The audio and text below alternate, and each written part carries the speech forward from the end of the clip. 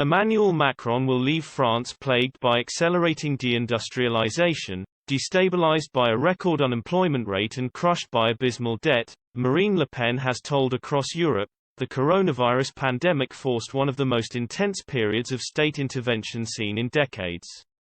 France was one of the countries best prepared to act, given its long history of economic state intervention and the strong ties between bureaucracy and industry.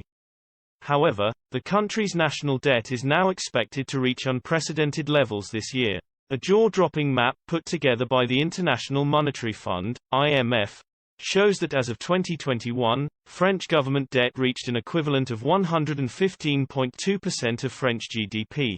Economists have warned this number is expected to get worse, reaching 120% by the end of the year. The IMF figures reveal France's debt is also running behind Brexit Britain's, which stands at 107.1%. In an exclusive interview with National Rally leader Marine Le Pen blamed French President Emmanuel Macron for the abysmal figures, as she argued his government failed to anticipate and lacked vision. She said, "COVID, like all crises, has acted as an indicator and an accelerator. An indicator of the scientific, health or hospital decline of France, incapable of developing its own vaccine, of producing paracetamol or of having sufficient ICU beds." More broadly, this crisis has shown the imperative need for industrial sovereignty, for the ability to have protective borders, and the necessity to have the willpower to decide by and for ourselves.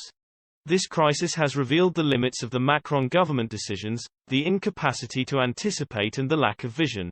The economic impact of these shortcomings and even of these political mistakes is dramatic. "We haven't finished paying them." Ms. Le Pen, who is gearing up for her third presidential bid next spring, added, "Macron, who presented himself as an economic champion, will leave a country plagued by accelerating deindustrialization, destabilized by a record unemployment rate and crushed by abysmal debt. Macron's main failure is to have divided the French. The Yellow Vests crisis bears witness to this.